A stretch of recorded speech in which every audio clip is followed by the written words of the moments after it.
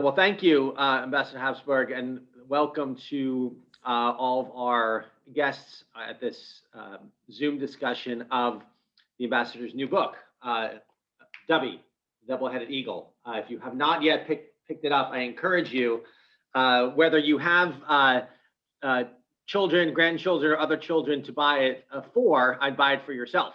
It's quite a delight to read. And we're very happy to have the ambassador here to talk about the book.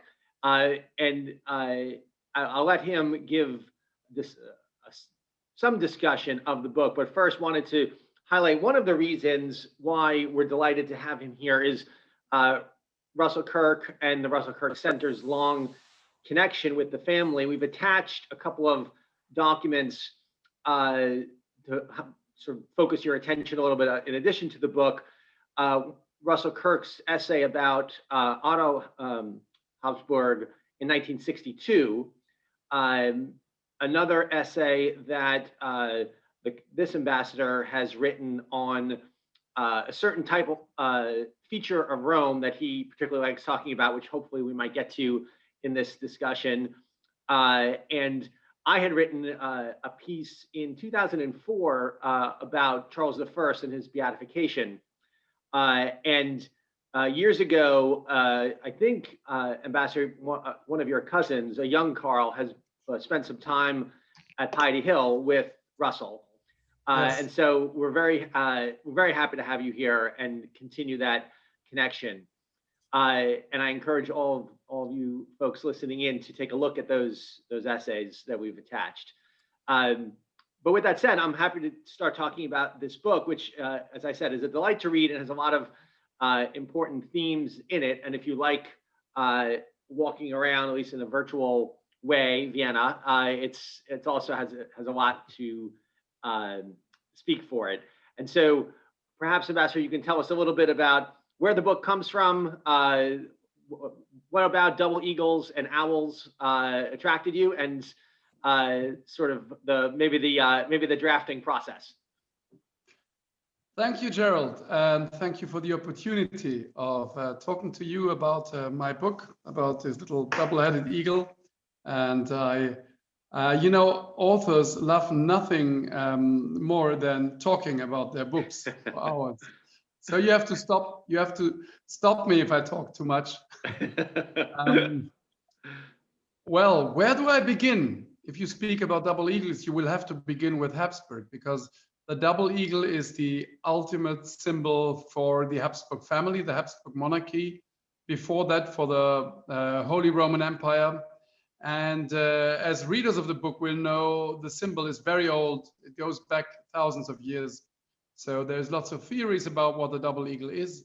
And this book is my idea of explaining what the double eagle is, because people will walk through Vienna or they will see double eagles and they will have no clue what it is. So I try to fill it with a story. Just about us.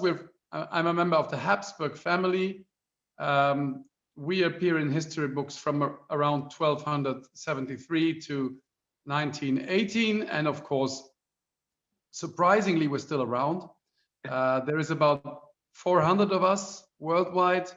We are in a WhatsApp group, and if you want to situate me in the family tree, I'm from the Hungarian branch, which is the youngest branch.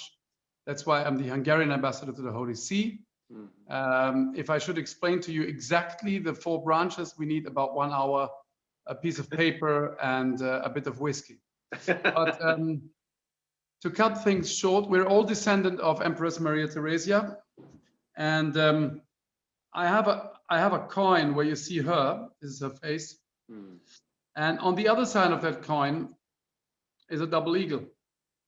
So this is the symbol for us, and this is also a nice symbol for our family, because while this was made in 1780, it is still a coin that is used for payments in Africa and in the Arab world. So it has a certain trustworthiness and traditional value, and so does the double eagle. Okay, now how did I get to write this book? I began to play around with the idea of writing a book about the double eagle quite a while ago, but the key moment was when I was sitting in a church in Rome, which is Santa Maria dell'Anima, which is near the Piazza Navona. It's the church of the Germans, the Austrians, and all the ex-Holy Roman Empire. And there, it's full of double eagles. And one of them is, in fact, one big double eagle above the altar. And it has Our Lady on his lap. And Our Lady is saving 2 souls from purgatory. That's why Santa Maria dell'Anima, saving the souls from purgatory. And I thought, wow, a double eagle having Mary on his lap, that is quite something. And then I began playing along. So what I thought, what does it mean to be an eagle with 2 heads? And I developed a fish out of water or an ugly duckling story. What if the ugly duckling was an eagle with 2 heads? And I think I've put much more of myself. People always say, so how autobiographical is that book? And I'm sure everything in there, you lived through it. If you're a Habsburg in the 21st century, you are a bit like an eagle with 2 heads, because one head is firmly the 21st century, and I'm really inside it. I'm on Twitter, I have followers, I love modern culture. I freaked out when I saw the new King Kong versus Godzilla trailer. But the other head of mine is firmly always in the past. I am always seeing the entire history of the last 1,000 years somehow, somewhere in my head. And many of my family are a bit like that. You're aware of that. Not that you are born with the knowledge, but you learn a lot. You speak to family. You get a feeling for history. So I thought, well, what about an eagle that has one head that always goes forward and is optimistic, and one head that always slows down and says, cautious, cautious. And that was the beginning of the story. So I thought, what happens if you are born into an eagle's nest with 2 siblings who have 1 head, and you have 2?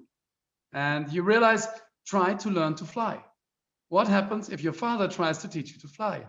One head will say, here we go. And one head will say, are you crazy? And, that's the beginning. So I realized, okay, the story has to be about a little double eagle trying to figure out, how do I bring these 2 things together? Now, is that, Ambassador, if I can interrupt for a second. So is the 2-headedness then for you, not only how you have found yourself situated in certain ways, but maybe European historical reflection at its best, looking forward, but also not forgetting what had come behind? Yes. You put that very well, Gerald. Yes, you will see that all of the things I'm saying to you now is, of course, I found them only out after I wrote the first draft of the book. And then is the process. Stephen King says this in his book on writing, where he says, then you reread it and you try to see, what is this book about? And then you deepen and develop the themes of the book. And I realized that this is something, the awareness of history. And I wrote the second draft of the book during the crisis of last year and the burning cities in the States. And the way that history was dealt with and statues were toppled. And I realized history is something incredibly precious. Knowing where you come from is incredibly precious. And we live in a time where history is overlooked or even banned in some times. So I said this has to be the story of Dubbie. And that's why as soon as Dubbie embarks on his quest to find out who he really is, he's followed by 2 sinister characters. Those are 2 men in black-like characters that work for a secret organization that is called SQ, Status Quo. And their job is to keep people firmly in the now, to keep them from being interested about history, learning from history, questioning what's going on right now, and to, and those 2 have the job to keep people in the now. And the worst thing in the world that can happen to these 2 people is a live double eagle. That's a real catastrophe. So I took from those two characters a very George Orwell type uh, atmosphere. They don't want you to remember anything that happened before. Everything is the now, and we are always correct. Yes, yes. I have to say that while I rewrote it, I read 1984. I read Fahrenheit 451, Animal Farm, Brave New World, and I watched the news on TV. So Yeah. it may have been a bit strong, but of course, this is a children's book. So these things, I'm happy what you said before, Gerald. Grown-ups can enjoy this book too, because they read a different level. Children just read an exciting story that at some moments is a bit frightening because Dubbie really gets into danger, really, but it all ends well. So, but I tested it. I tested it on my youngest daughter, and she told me to tone down one or two scenes, and Ah. yeah. So yeah.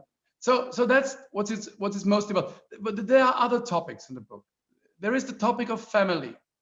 Dubbie is trying to find who his family is, because the idea is my siblings and my parents don't really understand me, like every teenager.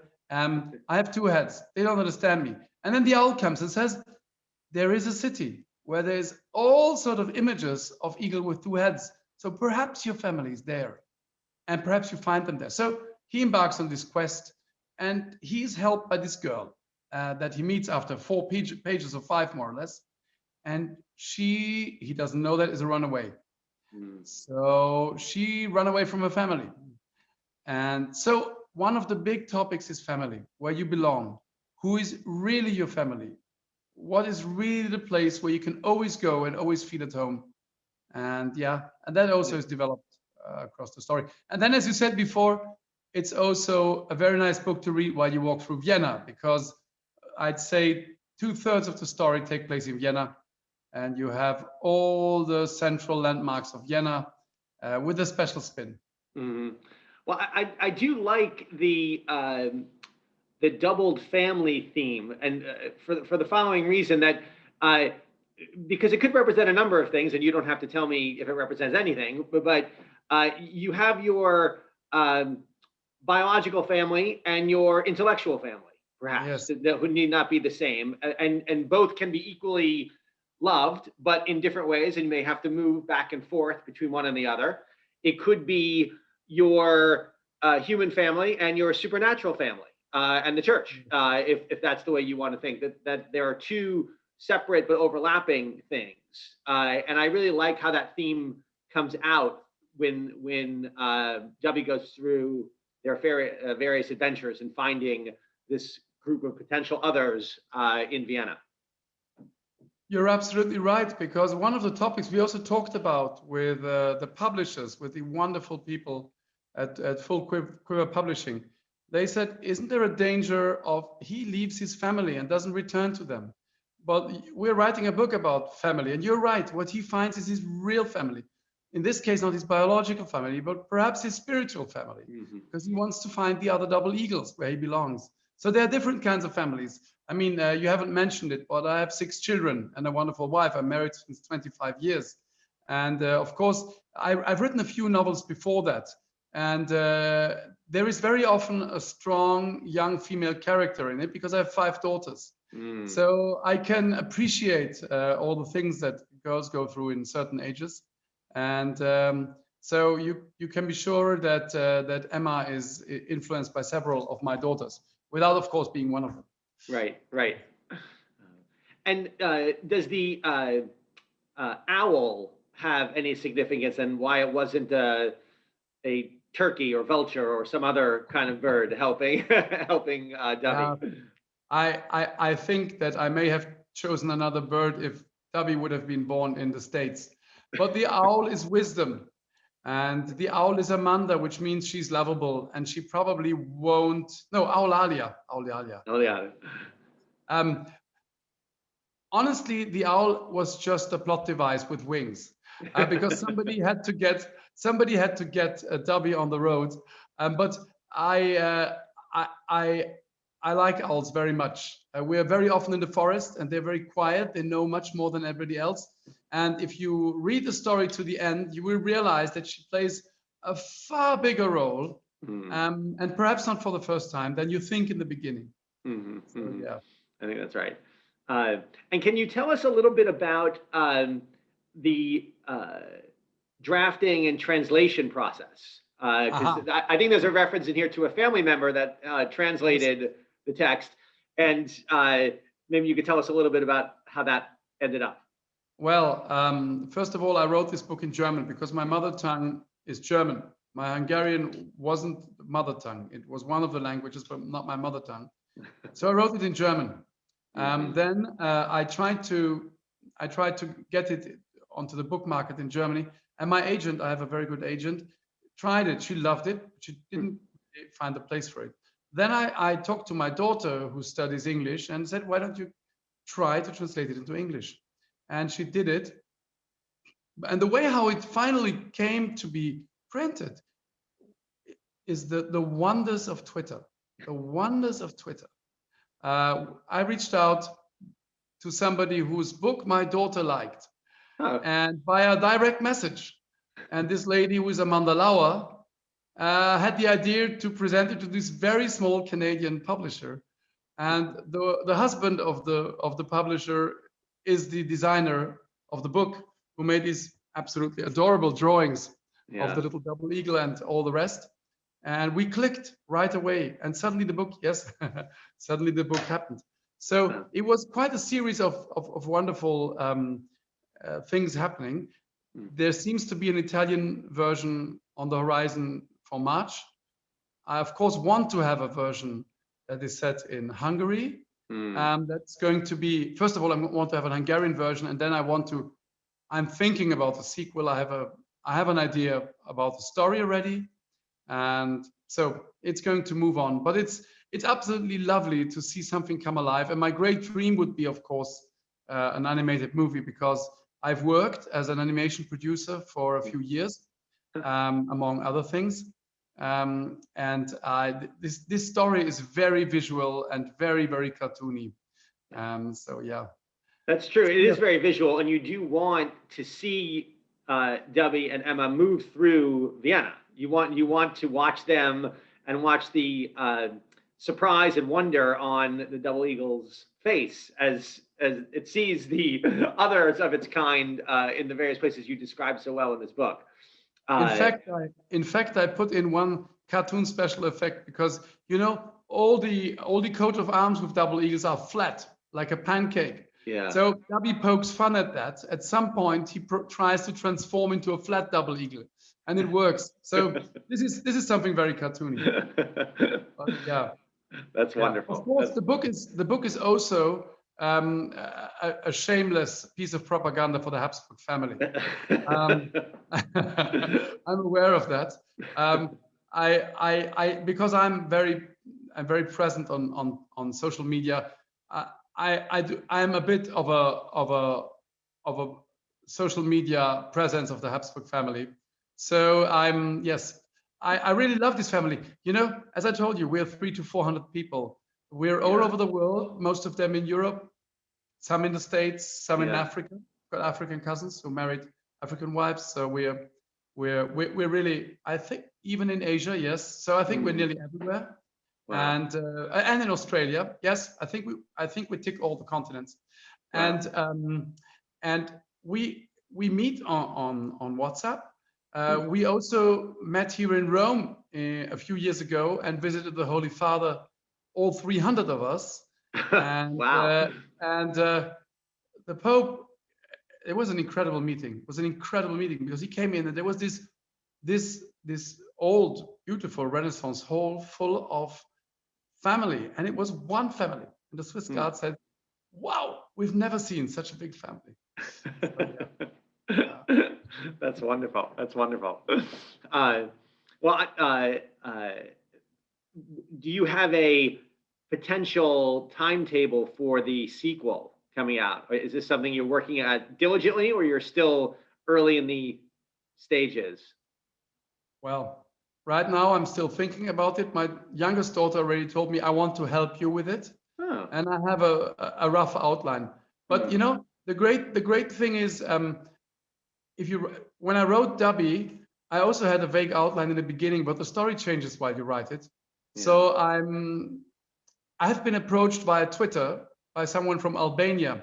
Albania also has a double-headed eagle in its coat of arms. And I've been contacted by someone from Russia. So who knows? Perhaps there's going to be collaborations with other double-headed eagles. Well, we'll see. We'll see about that. What I would like is for people who ever go through a Habsburg town again, or even through the Netherlands where you have double eagles, or parts of northern Italy, to look at the double eagle, smile and say, okay, this is a friend, this is someone I know. And now I may have missed this at the beginning. Remind me, and perhaps others again, the double-headed eagle, is that a Habsburg family crest, or was it also a Holy Roman Empire or Austro-Hungarian crest? It was not a Habsburg family crest. It was the crest of the Holy Roman Empire, and the Habsburgs took it with them when they became emperors of Austria and the Holy Roman Empire ended. And since then, it is the ultimate symbol for our family. There is a famous book about the after effects of the Austrian Empire, and it's called Was blieb vom Doppeladler, what remained from the double eagle, the double-headed eagle. So it's that clear. But it's interesting if you look at a double-headed eagle from the different time periods, from the 15th, 16th, 17th century, they change slightly. The coat of arms on their chest changes a bit, but the basic outline is the same. It's the same. You always have the two heads, and for the guy who drew this, it's not easy because you have this is the classical double-headed eagle here, and he's flat, but he had to find out, how does a double eagle look like if he's 3D? How does he look like when he runs around? How does he goes around the corner? So it's fun. And I mean, anatomically, it's not exactly easy because, the legs are always spread. And Right. So yeah. That's wonderful. Yeah. And so I think what we may do now, I have some additional questions for those who are listening. Have a question, you can put it into the chat box, and if we get to all of them, I'll ask them of the ambassador. And as you can tell, we're staying on literary and historical topics, so anything in those categories you could drop in. I wanted to switch for a moment to the essay that you had written for the Bookman on the walls of Rome, and finally get a chance to explore with you a little bit your initial interest in the walls. And there too, I think there's a little bit of the double-headedness, right? You're describing a modern Rome with walls that are over 1,000 years old, staring at you across the street, and that are all over the city, in fact, that are withstanding all of modern history's various stresses and changes. And so maybe for those who are listening and who have not read that essay, maybe you could tell us a little bit about how that became an obsession of yours, if I can use that word. Yes, you can definitely call it an obsession. The easiest way to begin is, Aristotle usually says that understanding begins by noticing or seeing something, what you have in front of you, and by looking at the things. And when I look out of my bedroom window in the Hungarian embassy to the Holy See, just across the road, I see one corner of the Aurelian wall. And, I just saw that. And then I sort of walked up to it and I touched it and I ran along it when I went jogging. And I said, what's this thing? And I realized, whoa, it's from 270 AD. 270 AD. And wow, so I began to read up on it and walk along it. You can walk along long stretches. It's about 12 kilometers you can walk. And it has the most incredible things. It has on one place you have an embedded cannonball from the Italian attack on that wall in 1870, because that wall was breached when the modern Italian state formed with the taking of Rome at Porta Pia in 1817. So you find not too far away from me, because From my embassy, you are about 400, 500 meters away from Porta Pia, which is where the wall was breached for the first time in modern times. And Rome didn't belong to the popes anymore. And just about 200 meters further down is Piazza Fiume. And that is where Alaric the Goth camped in front of the wall in 410, and then took Rome and plundered it for several days, which was so shocking that Augustine wrote about it. Said, Rome has fallen, unthinkable. So all of this is in view from my window. Also, and I don't think I included that in my essay, just at the corner where we stay is exactly the spot where Roman Holiday, Gregory Peck and Audrey Hepburn have the scene with the votive tables and the wishing wall, she calls it in the film. It's just on the other side of the road. I look at it every day. So it's normal that I fell in love with that. And then I realized that old walls, of course, are something that reaches to us from history. That shouldn't be there. And there is no reason in the world why a wall from the year 270 AD, before the barbarians came, still stands on 12 kilometers length. Shouldn't be there. It's a bit like the Habsburg family. When I studied in Switzerland, and my roommate said, he told one of his friends, I'm studying with a Habsburg. Now, for the Swiss, it's even more shocking because we lived there in the 14th century. But when he told him I'm studying with a Habsburg, he said in French, Arrête, ça existe encore, which means translated is like, get out of here. They still exist. And I think it's a bit like with the walls. They shouldn't be there, but they're there. And they remind us of course, being the ambassador of Hungary to the Holy See, you have to be careful in a time where you shouldn't build walls, but bridges, to talk about walls too much. But I think I'll make an exception for the Aurelian Wall. And did that feed into your doubleness, right? So looking at a 1900-year-old wall in a 21st century city. Yes, absolutely, absolutely. I mean, I think this is one of my core elements is to see at the same time the old and the new. To if you're an ambassador here in Rome, a diplomat, you are in Rome. I remember when I was younger, when I was a student, coming to Rome was a dream. I wept when I had to go home again, and it's so incredible. When you live here and you work here every day, you have to go from A to B to Z to events, and you drive by the most incredible places. You drive by the Colosseum, you drive by Piazza Venezia, you drive by the Vatican very often. You see St. Peter's. You drive past that crossing, you look to the right, and there is St. Peter's. But you very often don't notice these things. So you have to really force yourself to go there, to look at them, to think about them, and to tell them, what is the core thing that history teaches us, together with literature? An incredible humbleness.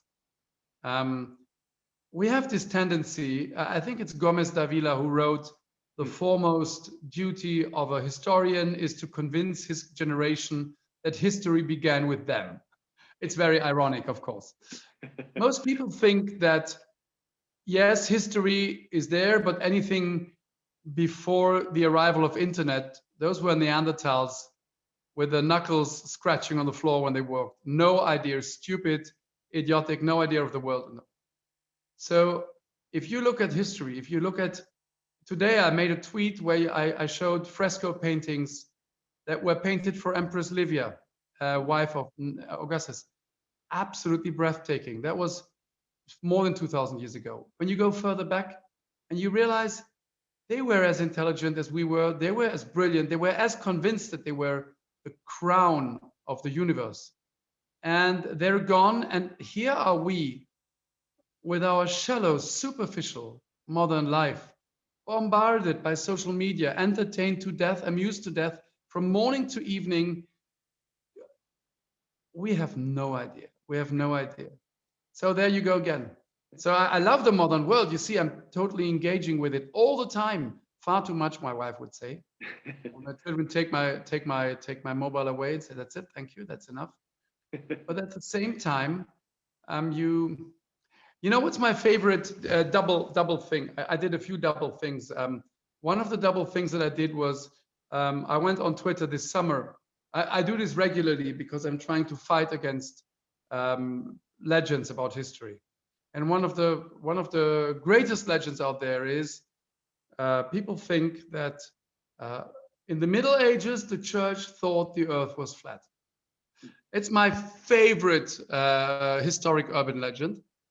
Because there is this one painting, or it's a sketch where you see a flat Earth, this semicircular sky, and this person poking out his head to the side. So this is what people think that people in the Middle Ages thought. I mean, everybody in the past was stupid. We know that. So of course they thought that. And how brilliant are we today?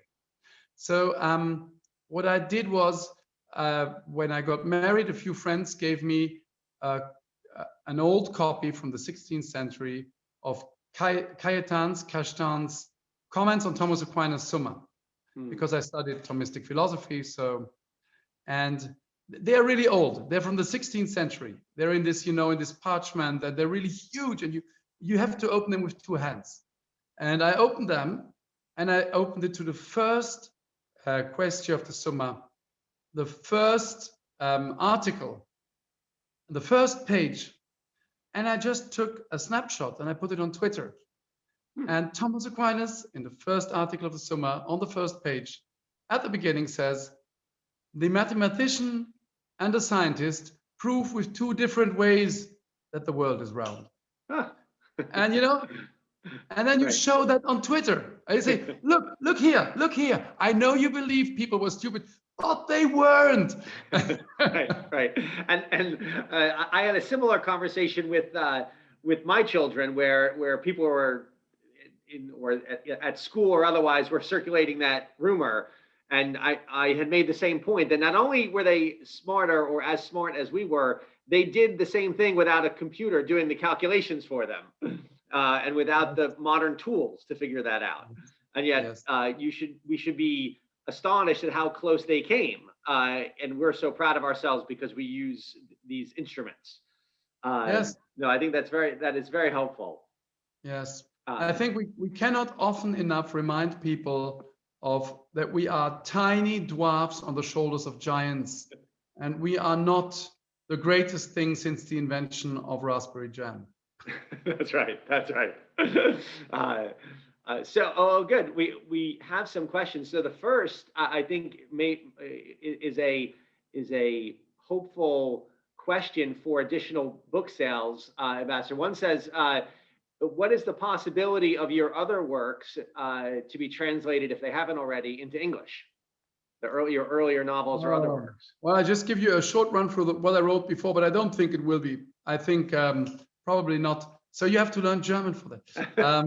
I wrote two novels. One of them is a romantic love story through Europe. That's rather a beach reading.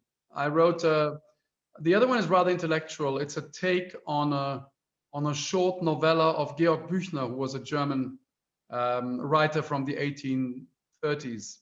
I did a modern take on that.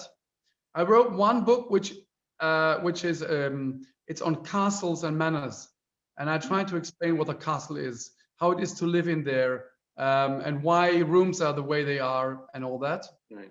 I wrote a small book on James Bond and a small book on Harry Potter. Yeah, but those very likely are never going to get translated into English. Right. So you have to stick to Dubbie and the sequels. That's wonderful. Although I like your suggestion to learn German if you want to get those books. That's always a good reason, a good thing to do. So another one of our audience has asked that they are planning a family trip to Vienna when Corona allows. Is there something that is off the beaten path that you could recommend to see? There are lots of things that you should see. I mean, you can see the typical Habsburg things, and what I think is quite nice to do is to go on top of St. Stephen's Cathedral and look over the town. That's easy to do. There is one where you do it on foot and one with a lift. That's very nice. You go under St. Stephen's Cathedral and look at the crypt, where you can get into very spooky corridors under the floor of St. Stephen's Cathedral. Oh, there is so much. There is so much that I could suggest, but right now that would take long. So yeah, stick around St. Stephen's, St. Stephen's Dome, and go up and down. Great idea. Oh yes, and something else. If you're in Vienna, you have to, around St. Stephan, there are stands that sell Würstel, sausages. And the one you have to try is called Käskreiner. It's a big fat sausage. You can eat it as a hot dog, and it has hot cheese inside. It's delicious. After one, you're dead. That's something to try. Käskreiner. Thank you. I see Von Dan McCurran writes he had those for lunch. See? Yeah. I had that for lunch once, and I was like, I got to go back and get another, but it was too filling. They're wonderful. They're wonderful. Only one at a time. One at each sitting. The next question goes right to, I think, one of the purposes for this book, which is a suggestion, Ambassador. How would you describe a way for parents, which we know you have been won 6 times over? Can we help that our next generation have that historical mindset that we've been talking about, the forward and the past? Because the challenge there, as you said, and as we all of us who have children have experienced, is that it is very Orwellian. It is always the now, and the people in the past were either not as smart as we were or should be discounted for various reasons. Are there books like Dubbie? Are there historical experiences of various kinds that a parent should focus on to try and give, at least open their children to this idea that we live in the course of time, and the past is just as important in many ways as what we are experiencing currently? I would say be creative. I think the most important foundation is get your children to read. That's the most important thing. It's even more important than they know history. Is they have to read. They have to become avid, hungry readers. And you do that best by reading to them from the first days of their lives. I think when my eldest daughter was 1, I began reading to them every evening, half an hour from a children's book. And that automatically elevates your reading and your formulation abilities. Once you begin to read, and once you get to read books from another century, which most people don't do anymore at all in school nowadays. When I went to school, we were still forced to read books from the 18th century or the 17th century. Entire books. Nowadays, of course, with an attention span of 240 signs, people don't do that anymore. But my suggestion is get them to read.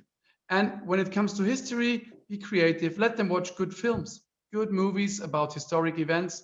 Tell them what you know about history. And yes, and go see places. Be creative. I think that makes a lot of sense. And speaking of reading, the next question is what books about your family would you recommend be read? There have been a couple have come out recently, as you know, that have been well regarded. But to get someone started who wants an overview or the right kind of full history, that are in English, I suppose, for most of this audience, what would you recommend?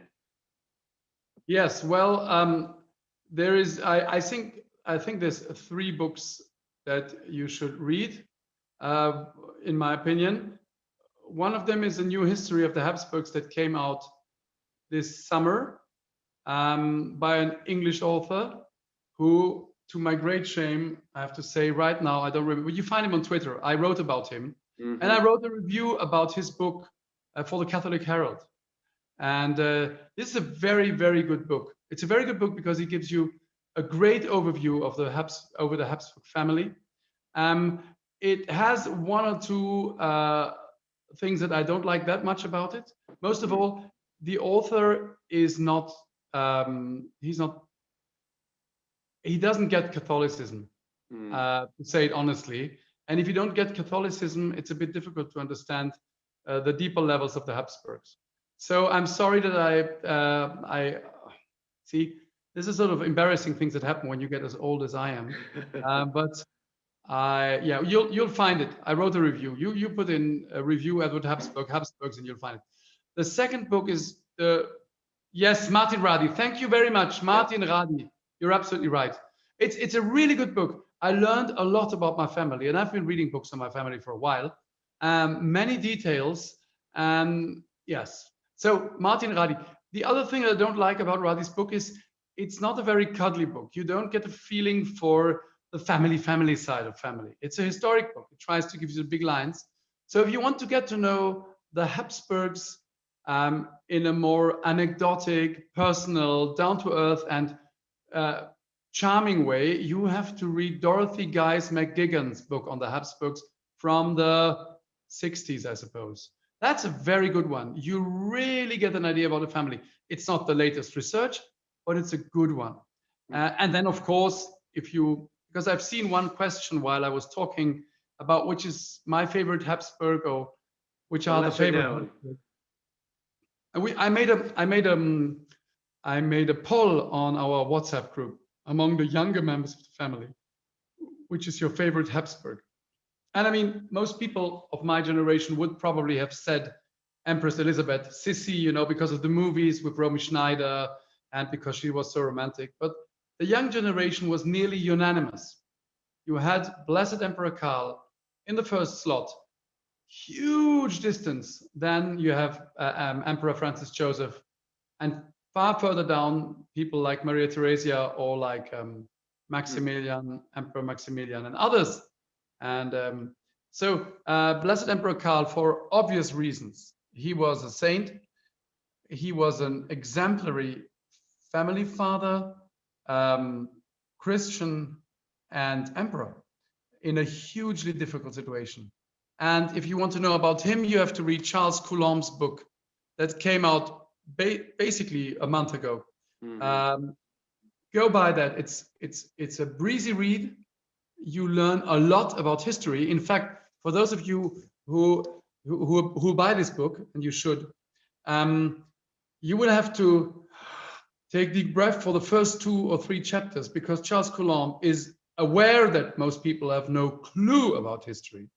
So he gives you a primer on what exactly does ruling empire mean, the history of the Habsburgs, the history of the Habsburg piety. That's one of the greatest things that I've ever read, because I discovered the personal piety of all my ancestors.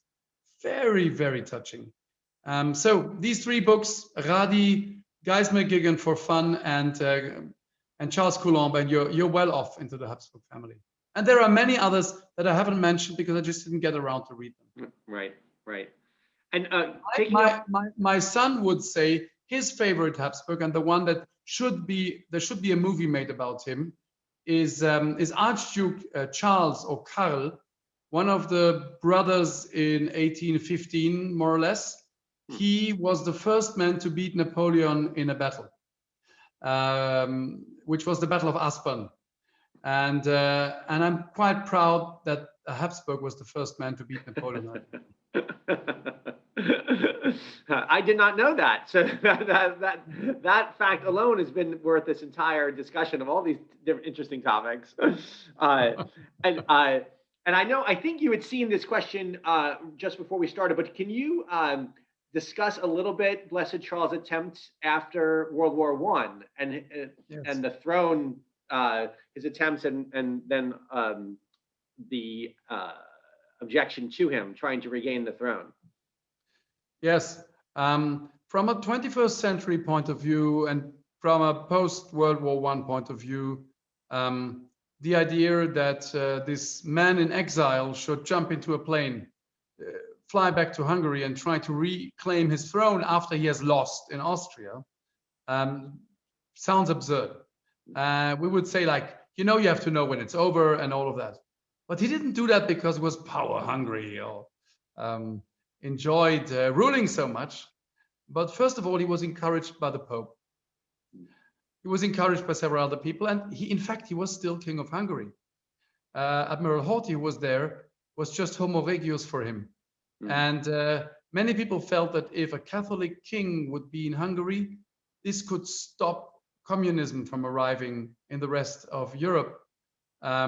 So it wasn't that crazy as an idea. And you can be certain he didn't do it out of fun or because he wanted to cling to power. But, to understand that, and I lead you to Charles Coulomb's book, who describes for you, thank you for posting the Coulomb link. Yeah, he describes the moment that Blessed Emperor Karl, who was a pious man all his life, but the moment he was crowned King of Hungary was a deeply sacramental moment. And I'm in the privileged position to still have talked to Empress Zita, his wife, the Empress, when I was a boy. We visited her and we talked to her. And I remember several things she told me, but what impressed me most, she said, after Karl was anointed King of Hungary in this religious ritual, this was probably one of the moments I saw him most impressed in my entire life. That really went to his core. So if you see all these elements, it almost seems natural that he tried it. And of course, it didn't work out for several reasons. But who knows? I mean, we should never think what would have happened if. What might have happened if the driver of Francis Ferdinand wouldn't have turned around at that certain spot in Sarajevo? No World War I, no Hitler, no Holocaust, no, thousands of no's, but you shouldn't do that. Right. And so in looking through these questions, I don't know, is there, you've described for us the Church of the Germans, Austrians, and so on in Rome. Is there, or are there other places in Rome that have some significance to the Habsburg family? As I recall, Rome was never part of the empire, unlike other parts of Italy. So it was never direct rule. But are there other places that have some import? Well, as I said, Santa Maria in Anima, simply because it was the Church of the Holy Roman Empire. Also, there is a relic of Blessed Emperor Karl there. And the Blessed Emperor Karl Gebetsliga meets there once a month to pray for his canonization. Yeah. I'm probably going to get slapped by my Italian friends who would know, of course, but I'm not really aware of any Habsburg themed place in Rome that I should know. No, honestly, I don't really know any. As you said, we never got that far. Right. Just one very interesting little, Habsburg related thing. When Austria was more or less falling to Protestantism and the Catholic Church was really down and counted out in Austria in the second half of the 16th century. And the end, the young future emperor, Ferdinand II, who was raised by Jesuits in Ingolstadt and was deeply pious. And when he got up in the morning, he went on his knees and prayed first things. He went to mass every day, all that sort of stuff. Mm-hmm. He made a pilgrimage to Italy. He passed in Loreto. He knelt in front of a statue of Our Lady there and vowed to bring Austria back to the Catholic faith. And then he went on to Rome, and they wanted to show him all the sites, and he wasn't interested. He wanted to go to see the relics, and he wanted to meet the saints. So he went he had a list of the churches. He didn't want to go to the Forum. He didn't want to go. He went to the Colosseum because Christians were killed there. So yeah, perhaps this little anecdote. But of course, I can tell you my secret favorite churches. There's a huge amount of secret favorite churches I have. But my favorite pope of all the centuries is Gregory the Great. Before, just out of piety and because I read a book about him. But when I arrived here, I discovered the church of San Andrea and Gregorio in Celio, which is just between the Colosseum and the Circus Maximus, in this little small road between the hills. And this is the place where his parents' house stood, where the garden of his parents was, where he grew up, where he built his first monastery. And standing in front of the church, you can see Rome crumbling as he saw it during the attack in the 6th century. And I have a very special relationship to that church and to many others. Yeah. Wow. Thank you. And I'll give, I think that is just about the last, someone did ask, perhaps the last question on a completely different topic, Ambassador, is whether you would consider preparing another video of yourself making goulash, which was, I think, posted on Twitter, right, at some point. Yes. And so there's at least one request for another example of that. I think it was Mr. McEwen. I usually, before I arrive at large numbers on Twitter, I usually ask around what I should do. I ask around what should I do when I reach 10,000 followers. And one of them suggested a goulash, and that's why I made a video of how to make a Hungarian goulash, which is fun. You can find it on YouTube. But I'd say that was one of the answers. About 80% of the answers was re-establish the Holy Roman Empire or man up and march on Vienna, which of course I won't do. So the other thing is I am quite close to 30,000 followers now. In fact, disclaimer, I was at 29,960 when Capitol Hill happened. And suddenly I began leaking hundreds and hundreds of followers. And yes, I'm not going to talk about this topic, but big tech liberated me of dangerous people, I suppose. So now I'm slowly creeping towards 30,000 again. So who knows? Perhaps I'll make another cooking video when I get to 30,000. Well, I think that's an inspiration for those on this Zoom call to tell their friends to follow, so we can have that video earlier rather than later. Can I still say something, Gerald? Of course. I wanted to say that today I spoke with the head of our family, Gerald Habsburg. If there was an empire, he would be emperor, and he has quite a nice beard now. He looks a bit like Francis Joseph. And I talked to him today, and in fact, he remembered when he worked together with Cecilia, with your father, and was here in the center. And he said, in fact, he wanted to join in today, but he had a Zoom call of his own at this time, so he couldn't. So thank you very much for giving me this opportunity to talk here. And I hope in the future to come over to the States, because I'm dreaming of coming to the States a bit more often, and then I will try to visit in person. Well, that would be wonderful. That would be wonderful. Well, thank you, Ambassador, and certainly Cecilia or Jeff can offer their thanks. Thank you for taking this time with us. And on behalf of the University Bookman and the Russell Kirk Center, it's been a real pleasure to hear about this book, and hope more people get a chance to read it, which I'll put it up again so everyone knows. And for your insights on the book and historical thinking and elements of your own family's history. Thank you very much. Thank you. Thank you. Take care, everyone. Thank you all for attending. Be well. Yeah.